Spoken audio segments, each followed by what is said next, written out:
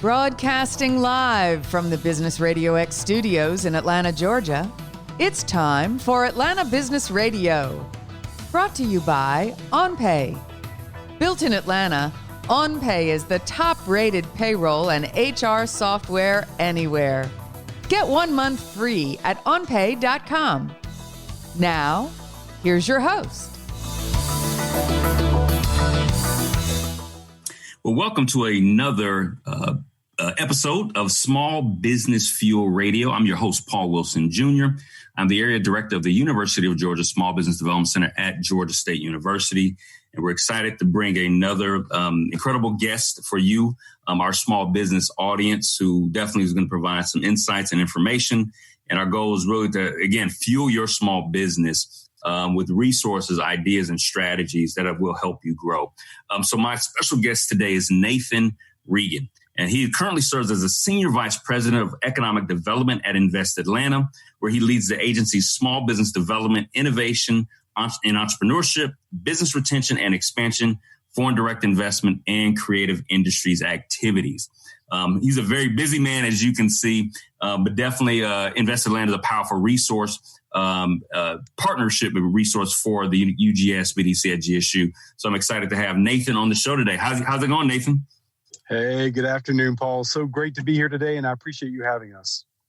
Absolutely. As I said, Invest Atlanta is definitely a powerful resource partner for the SBDC. So for people who don't know who Invest Atlanta is and what you all do, would you mind just kind of giving a brief overview?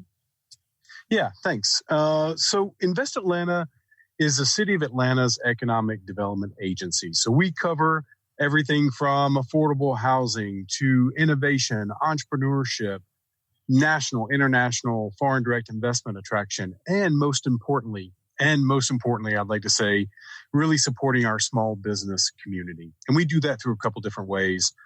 We have grant programs and loan programs. Paul, you've been joining us before. You know exactly where we're going on the loan program. So we want to make sure that we're giving all of our small businesses in the city the opportunity to get their hands on working capital to help them grow and succeed. We know that about 80% of our business growth in the city is fueled through our small businesses. So that's what we're here to help with. Absolutely. And as you said, our organizations do work together, in particular supporting the small business community. And as people may, again, of course, have different perspectives, right, of Invest Atlanta, and they hear all these, terms that foreign direct investment, right, and attracting businesses to the city. A lot of small businesses may think that, okay, well, these are big commercial investment developments for big companies. And maybe you can kind of dismiss some of those myths that you all only focus on large businesses, but you all are very much invested into the development of small businesses. Could you speak a little bit too about like the specific programs and initiatives that really benefit the local small business community? Yeah, that's such a great question. And, we do focus on economic development for the entire city. And so a lot of the projects that we work, if you see some of the big projects that we work, those get a lot of attention. But we really want to focus on small business growth, right? And so I'll just tell the audience that, roughly less than 7% of all the projects that we work in Invest Atlanta are kind of these big projects, right? So NCR, attracting companies to the city.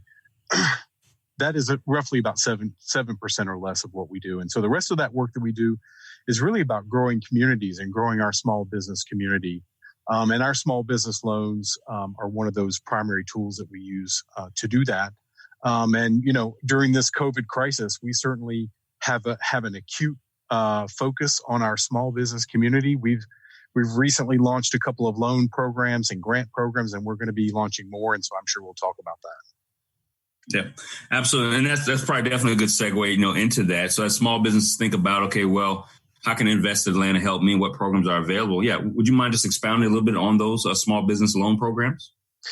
Yeah. So, during normal times, and we all know that these are not normal times. Absolutely.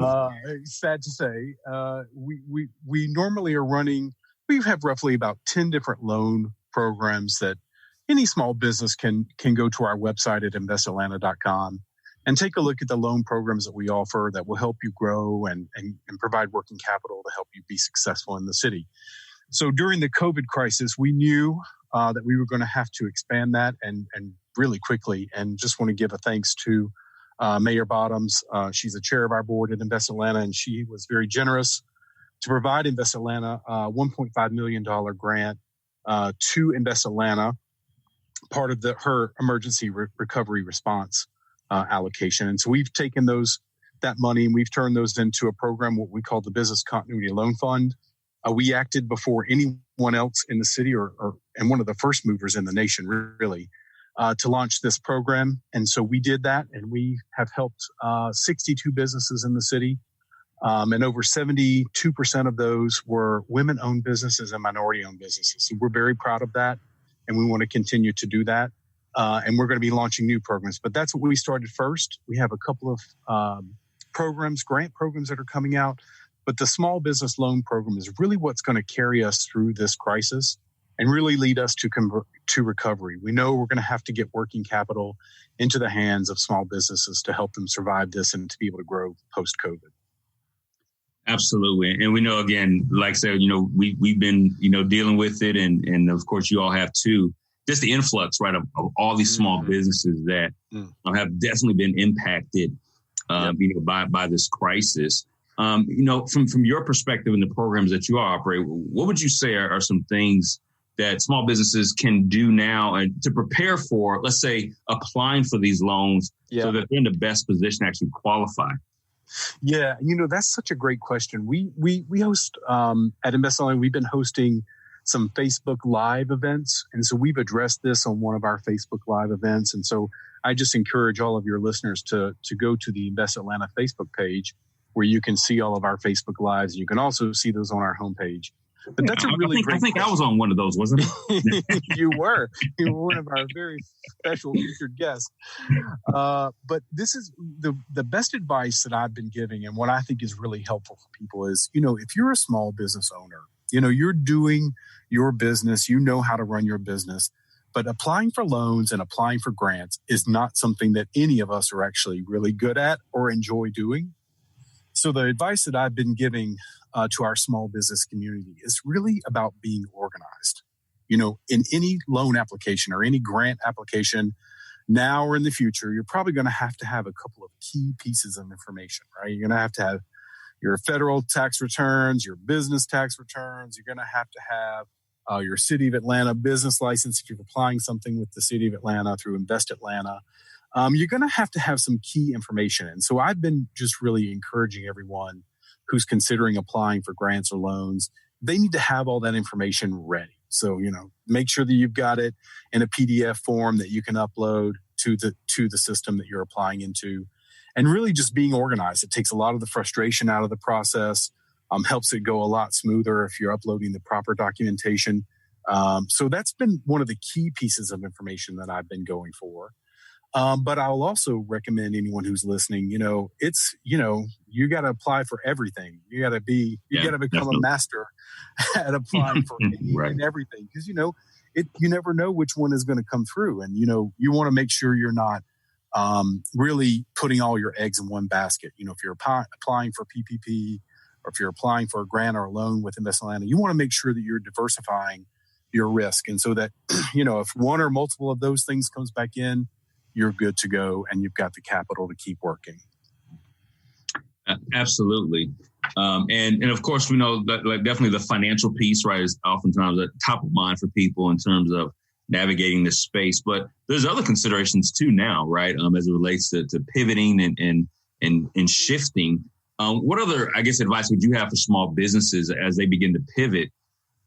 In addition to the financial considerations, what other strategies are you all offering as an organization to help people kind of navigate kind of the next phase? Yeah. And, Paul, this just as well as I do. We also did another Facebook Live on this one. And what we've been finding is that, businesses in the city of Atlanta have been pivoting, right? And what does that mean? So, for example, we did an interview with Old Fort's Distillery, where they actually stopped manufacturing spirits and they went to manufacturing hand sanitizer. And based on that, they were able to get a contract with Delta to provide their hand sanitizer to Delta, and so when we talk about pivoting, it's like, how can you pivot? And so, for example, Old Fort Distillery was able to pivot in that fashion. But if you're a legacy business in the city and you've got a dedicated fan base, people who are buying your product, and you're not able to pivot like that, you've got to. And the piece of advice I've been giving is that businesses need to be able to reach their customers where they are. Right. So if people can't come to your business, you got to figure out how to go to them. And so we've seen a couple of businesses that we've talked to, more than a couple, who are doing just that. East Pole Coffee is a great example of that. They have a coffee roastery, and they started doing deliveries. You order coffee on their website, they'll bring it to your house. If you don't want to go out, if you don't want to have to wear your mask and go out, they'll bring it to your house. How far out do they deliver? Well, I asked them that, and actually they'll ship it to you. If you're not living in the Atlanta area, they'll ship across the country and across the world. They're glad to do it. Gotcha. So that's another good example of pivoting, right? So company, business who's able to do delivery, for example, we know how important right now restaurant delivery is and product delivery is. And, instead of ordering something on Amazon, if your dedicated clients can order their favorite product from you and have it delivered in some way, I think that's a great way to pivot. The other piece of advice, Paul, and I think you'll agree with me on this, is if you're a legacy business in the city or any small business, you got to think about your web presence. Definitely, yeah. You got to think about your online brand and your online web presence and how to reach people through that internet site. And I think that's going to be a big thing that you and I are going to be able to work on with our small businesses in the city is, how do we get technical assistance to those people who are good at manufacturing their product, but may not know how to create a website, right? So how do we actually get businesses to really embrace this pivot and help them grow through this is kind of where we're focused. Yeah, absolutely. And like you said, it's a lot of, well, I guess the saying is, right, necessity is the mother of invention, right? And crisis, I guess, could be the mother of opportunity or innovation. And that's definitely where we are. I shared this on your podcast about a company, they're a printing company. And they print a lot of promotional products. And again, once the pandemic started, they started printing branded face masks, right, for their clients. And that became another, sales opportunity from that standpoint. So definitely, again, we know you all are available as a resource. We're available for companies who need to think through those ideas. Because sometimes when you're in the weeds, right, it's maybe kind of hard to think about, what resources you have and how you can use them differently than maybe, the way you've kind of used them, in the past from that standpoint. Yeah. And, I would say, our relationship, our partnership with SBDC and Invest Atlanta is kind of critical and crucial, Absolutely. Businesses who need a little bit more help before they come to us, SBDC is an amazing resource for those companies, right? And so even after they've come to Invest Atlanta for one of our products, the SBDC is a great resource for information and assistance, just like Invest Atlanta. Definitely. And so, we've talked about, I know you talked about the relief loan programs, but there were some other, us call them pre-existing programs that Invest Atlanta has that some people may not know about. And they may just think that they may have just first heard about you with the right relief loans, but you all have been doing this for a while. So what are some of the other programs that small businesses may be able to tap into that, again, were already established before this pandemic? Yeah, and that's such a great question. I joined Invest Atlanta about a year and a half ago, and I've never worked so hard in my life. It's great. I love it. It's amazing. The thing that I've realized at Invest Atlanta is that we're continually innovating. And, where we see the need, we fill that need with a product and a program. And so even before COVID, I would say a couple of the projects that we're working on that were really, not to toot our own horns, but are recognized nationally is we have a Students to Startups program, which matches students with startups, as the name implies. And, that's a real opportunity for students to be able to get some real world experience. It's an opportunity for our startup community and our tech ecosystem to be able to have access to fresh new minds. And what we found is that over the past years, out of those partnerships, we have some people being hired full time. That full-time employment is generating jobs for the city and allowing people to launch their careers and giving startups in our startup ecosystem the brain trust that they need to be able to grow. So that's been one of our most successful programs. I would say that we're also doing a lot around, and I know this may be a little bit weird for our startup community and for our business community, but we do a lot of work on home buying. We have a whole side of Invest Atlanta that really focuses on community development. And so when you pair those two together, that's a little bit of Invest Atlanta's secret sauce. We do a lot of community development and a lot of business development. And we're continually innovating. So I just had a conversation today with my team about new products that we can roll out. We're considering a microloan program. We've got a lot of grant programs coming in from the CARES Act. Right. So we'll see a lot of that really rolled out in the near future. And more importantly, we've got a project that's coming around the corner for our creative industry sector. People who are working in creative industries, film, music, TV, esports, gaming. A lot of those guys are independent contractors. And so we want to make sure that, we're also reaching deep down into the community, that everyone is covered and that we don't leave anyone behind. Absolutely. And I think that's the key, right? In this current environment, we need every business to stay in business, right? Because like I said, there's employment, right, related to that. There's people's families connected to that. And like I said, your housing programs, right? In order to have a house, you need to have a job, right? And in employment, so many of our small businesses employ people, right here in the city of Atlanta. So all these programs are extremely significant and important. And another one that, I think it was very popular in terms of, I guess, the communication around it, definitely towards the end of last year and beginning of this year before the pandemic. And that was opportunity zones, right? And so we know that hasn't gone away. So again, for those who are not aware, could you kind of talk about that program and again, why that is very important to the city of Atlanta from that standpoint? Totally. And I'm glad you brought that up. I want to give a real shout out to Dr. Ed Smith, yes, who runs our opportunity zones. Ed, he's great. And so Invest Atlanta, when the opportunity zones came into being, we knew that as the city's economic development agency, we needed to create a program that would be matching potential investors in our communities. And so we have done just that. We've got a website portal on the Invest Atlanta homepage that really talks about our opportunity zone program. And the whole goal is really creating investment in our communities, creating jobs and investment in our communities. And so we're very focused on that. We certainly are committed to the Opportunity Zone program. And certainly we're reevaluating ways that Opportunity Zones now can really help us get through this COVID crisis. And so we're continually working on that too. And I'm so glad you brought that up because Ed has been doing a great job at our Facebook series. So you should also check those out on investatlanta.com. Absolutely. And again, I go there myself, to watch the series. You all have some great guests. And again, all these individuals are coming on and we're trying to flood the market, if you will, right? With experts and people and programs to really help small businesses know that, this isn't just for show, right? You guys aren't just doing it for PR, but there truly is help available if you're a small business in this city. And a lot of different resources. And fortunately, I think the great thing, like I said, about our partnership is that all of us don't have all the answers as an individual organization, right?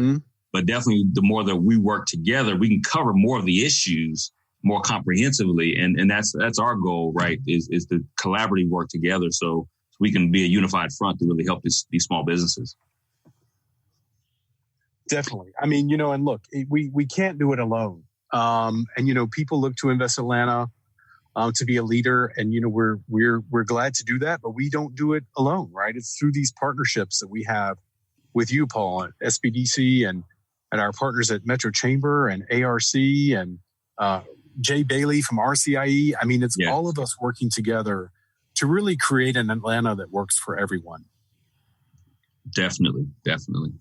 So do you foresee, I guess, as we move forward again, we know, of course, there's a lot of uncertainty.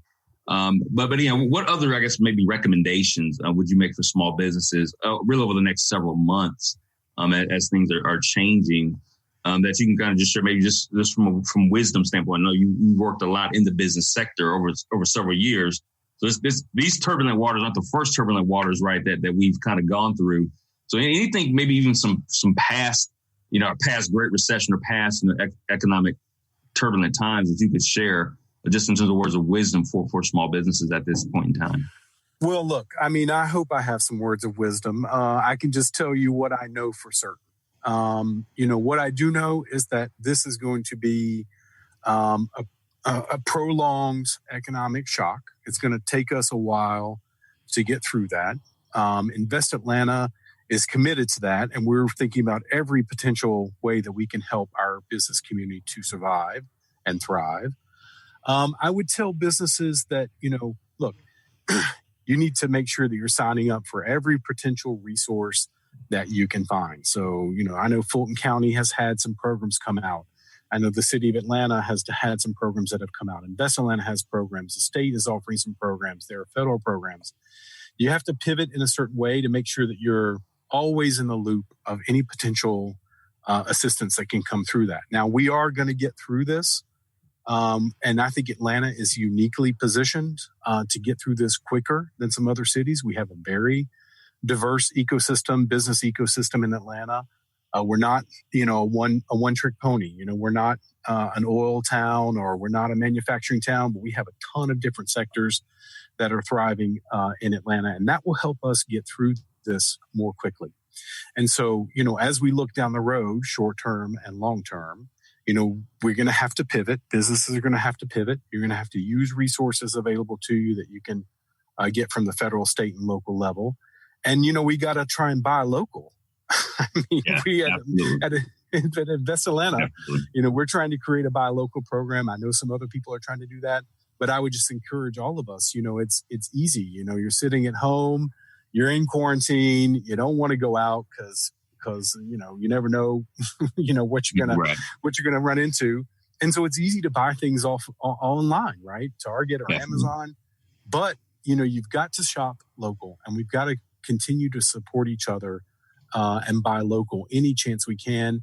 And I would also say, just for myself personally, anytime I'm ordering something, whether it's delivery or takeout or coffee from East Pole Coffee, I'm trying to make sure that I leave a very generous tip to support all the workers who are working, because that's what this is going to be about at the end of the day. It's going to be getting our community together, making sure that people still stay employed, and that we're supporting our small businesses so that we can get through this together. And I think that's what it's going to take, and all of us working together. We're this COVID crisis is really bringing the ecosystem together. And I mean, you see that, Paul. We're all banding together and trying to help each other, and that's what it's going to take. Absolutely. And I want to connect something that you just said, even with an earlier comment, related to, buy local. Absolutely, we can do that, but we can also combine that with still buying online, right? And that's where that, assistance to small businesses who haven't yet transitioned to being online can make themselves more available, more viable as an online opportunity, right? And so get the help, right? There are definitely, we're out here to assist you. If you haven't put your business online yet or made some of your products and services available to be purchased, from that perspective. So that way people who want to buy local can still find you, right? And they can still purchase from you, although you may be up the street, and they can still buy online or pick it up from the curbside, right? Or whatever it takes. But you're being accessible. And again, there's a lot of free tools available if you're not aware as a small business owner, right? That they help you get online and be found and be on social media and those kind of things. So that, you don't have to get left behind, even in the digital, transition. Because, and you may be able to speak to this too, we've kind of, a lot of businesses have made the transition to work from home, right? And the assumption just was, oh, well, everybody can work from home, right? And everybody has what's needed to work from home. And that's not necessarily the case from that standpoint.